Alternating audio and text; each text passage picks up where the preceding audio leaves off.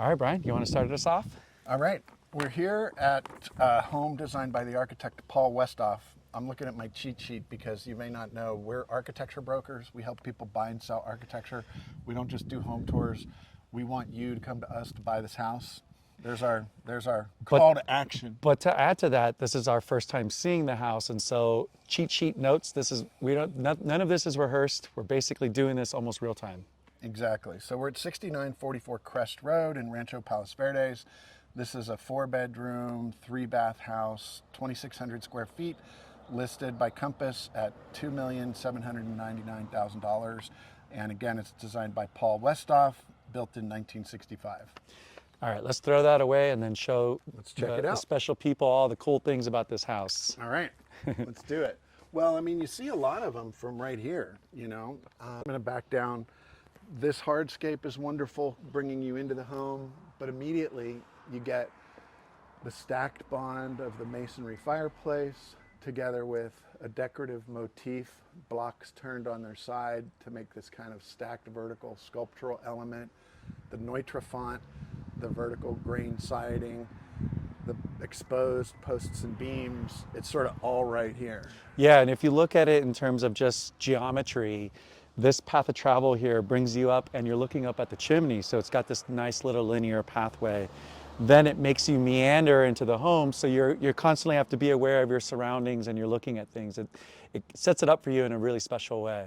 I agree. This is a much different experience than if you just had this path lined up with the front door.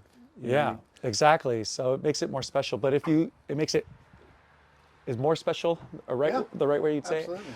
I love the way that these windows are butt up against the corners here, and this corner here matches this corner here, and so it's like you already know that you're in a space that's been thought out. Yeah, this is almost like a little courtyard. You know what this reminds me of? The Vatican. You know, the way the arms of the plaza kind of wrap around you and welcome you into this space. Yeah. And then this roof line, you want to talk about it here? You want to talk about it when we go you know, in? I mean, again, all this stuff's happening at the entry, and we've got this fascia that the architect has held out from the edge of the roof decking so that you get this kind of light well that comes down. And it's also an extension. It's the idea that the architecture continues into the landscape. Yeah, and then I want everyone to pay special attention to this blue datum point here, because essentially that happens throughout the entire house to some degree. Not in the kitchen, but in the bedrooms and in the living room. There's this data point that happens throughout. Would you say that puts you about 8 feet? How tall are you? No, it's lower than that. It's not, it's barely 7. Like this is, you Yeah, know, I'm 7. 6 foot, so Yeah, I'd probably say 7. Hey, you know what I just noticed? This is a gutter. This is an integral gutter. Oh, wow. Which is a really beautiful detail. Oh, the way it Yep. it ends it, but it pulls it off of that edge, but it's also it incorporates it into this these slats here. Yeah, the roof decking. The roof decking. It's really nice. After you. Of course, you've got this entryway that I don't know if this was done intentionally or not, but one of them is translucent, the other is transparent, and then the door is right symmetrically placed in the middle. That is interesting. Gives you a little privacy. This is one of my favorite things about this house, this decorative tile. And here we'll give the shout out to Coop of Hood Century Modern, because at his lecture at Woodbury, he was talking about how a lot of these mid-century modern design motifs actually came from Africa and were incorporated into architecture by tradespeople, in particular wrought iron workers. This is ceramic, but he was showing textiles that have this kind of motif that go back to Africa. Right, and it acts as a screen wall, so you get a glimpse as to what's happening behind it, but by the same token, there is some version of privacy. And I'm a sucker for these planter boxes. Pierre Koenig did it in Case Study 21, but if you look at it, he takes it from the exterior and brings it into the interior, so it kind of blurs the line between interior and exterior. Yeah, I love that. And from the inside looking out, it just takes your eye right out. It's almost like a metaphoric river. You know, these are Mexican river rock. Well, here's that datum you were talking about again that runs at, you know, this is 8 feet at the end of my fingertips.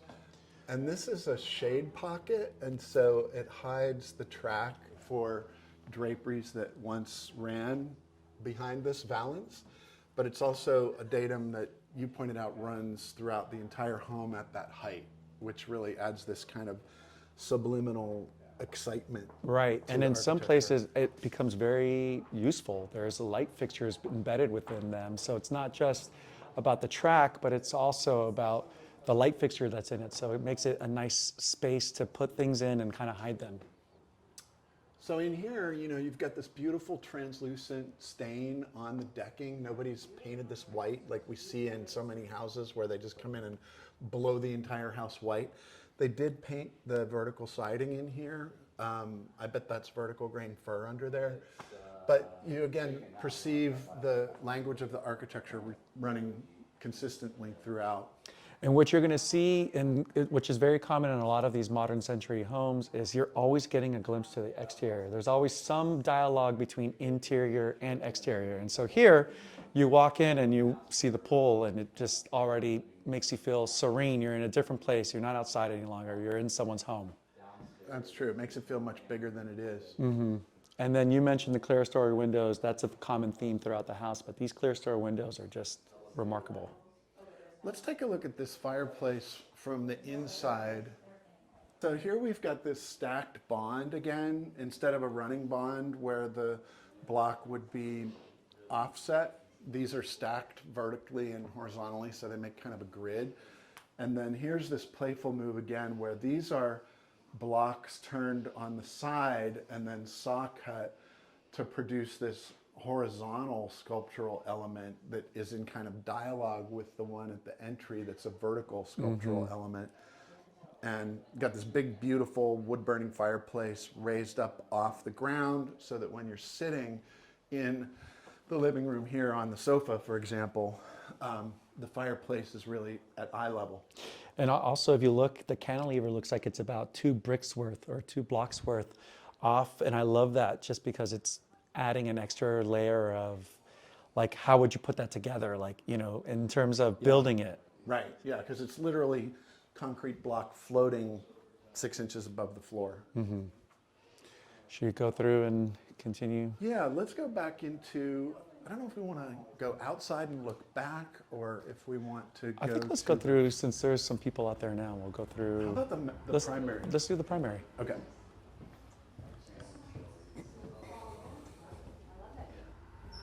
That's a great house.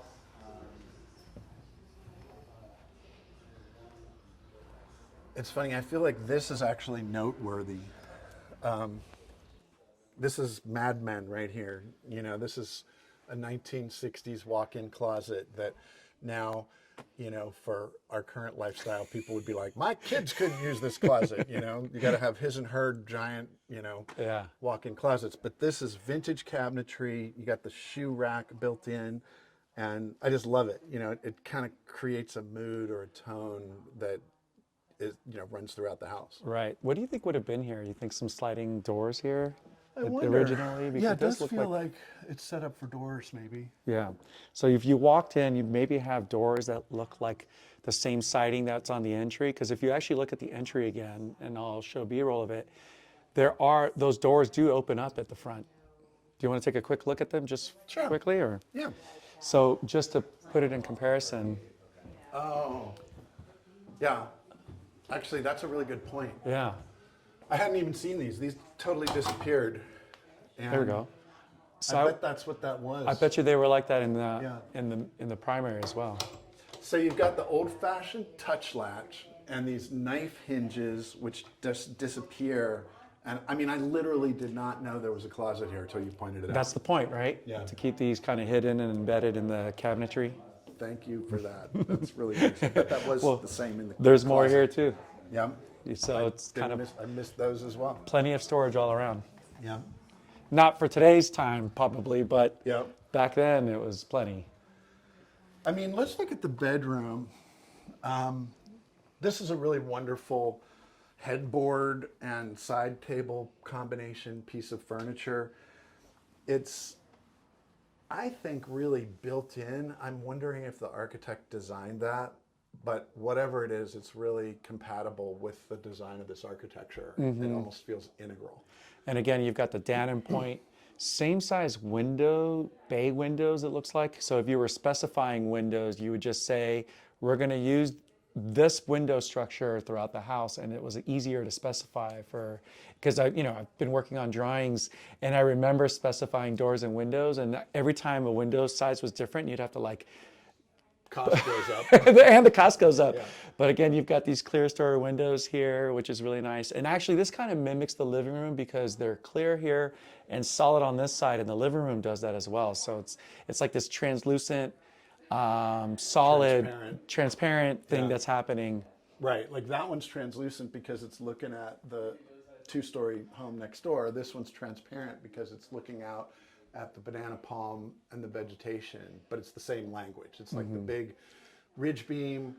These, I would almost call these like, well, there's a word for those that now escapes me, that when you've got bigger beams just supporting the decking, and then, coming out, the exposed fascia, the valance, all these details are just really consistent. Sometimes we see all that busy architecture where it's a little bit of this, a little bit of that running throughout the house. This is all super clean and consistent. And again, every room to some degree has this interior, exterior dialogue. And then the ceiling again pulls back up off. Is this also a gutter? Yeah. So that's Integral gutter. so smart. I love that. But yeah, from the bedroom, your eye is just focused right out on this private courtyard. Every room looks out to the landscape. I sort of want to talk about this. I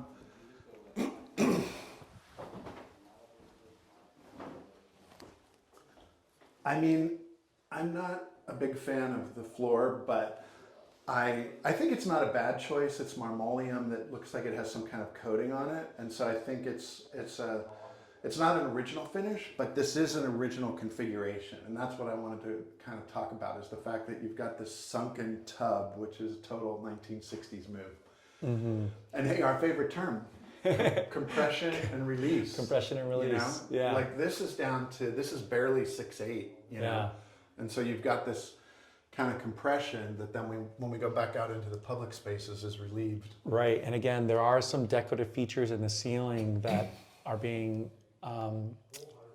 identified, and some of those are light fixtures. Again, there's one here and there's one in the bathroom as well. So I just love those kinds of details. I know, that's a real Schindler detail where it's just a piece of glass built into the datum and hiding a light bulb, essentially. There's probably a fluorescent tube up there or something.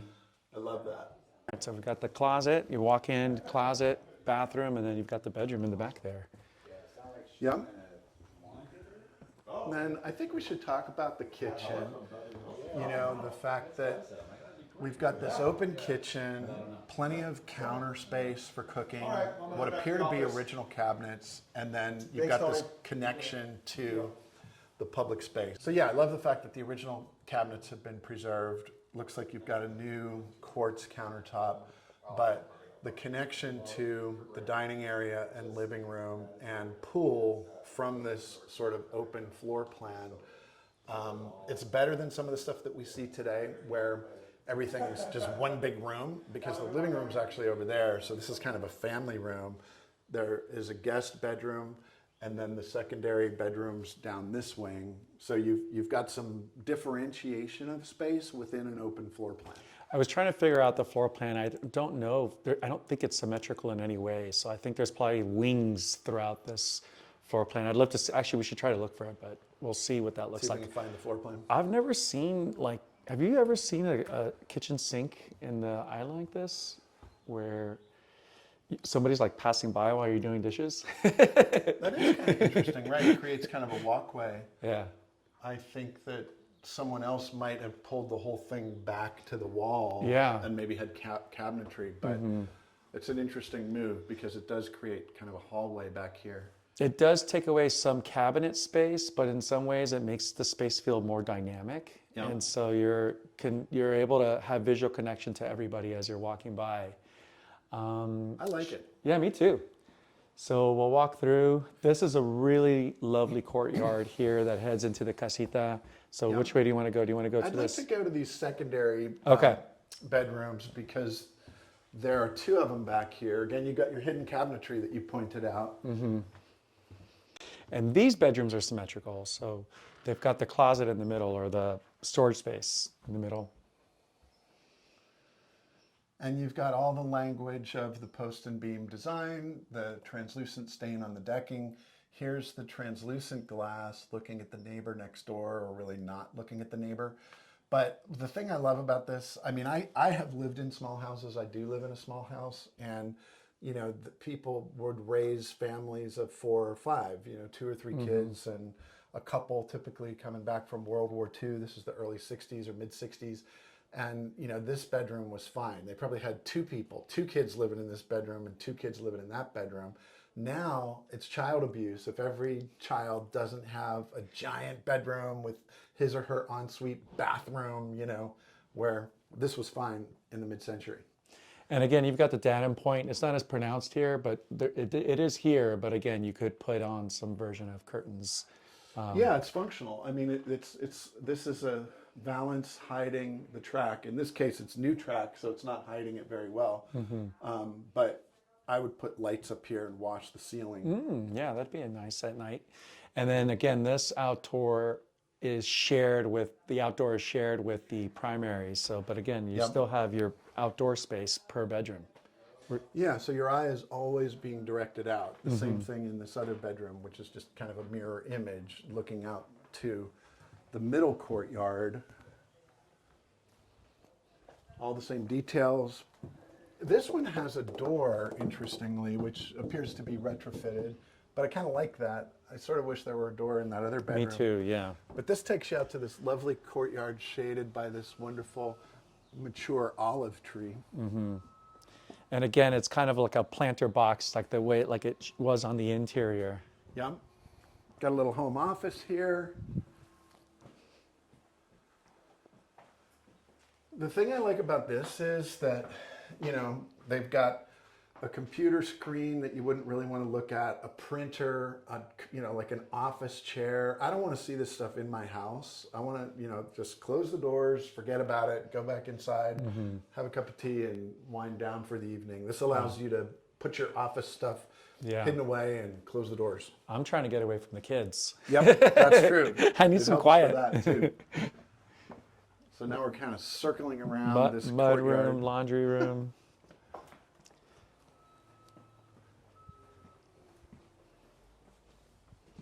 Yeah, we'll go to that last space and then end off on the exterior.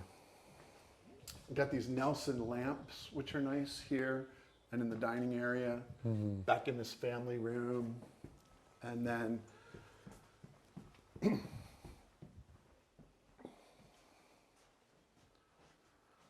were trying to figure out, was this a pool room or it could be sort of a maid's quarters? It has a half bath, pardon me, and it's connected directly to the pool deck.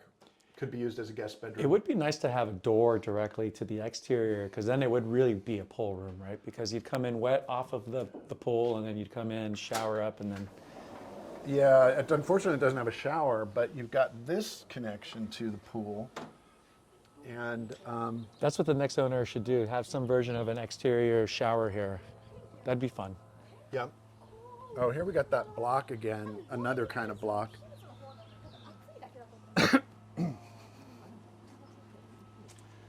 Okay, Coop from Hood Century Modern tells me these kinds of motifs are African, and I believe him when he was doing these side-by-side slideshows showing textiles from Africa, and then this design in block. It's interesting to think about how much of the sort of graphic components of mid-century modernism were influenced by Black American tradespeople whose ancestors came from Africa.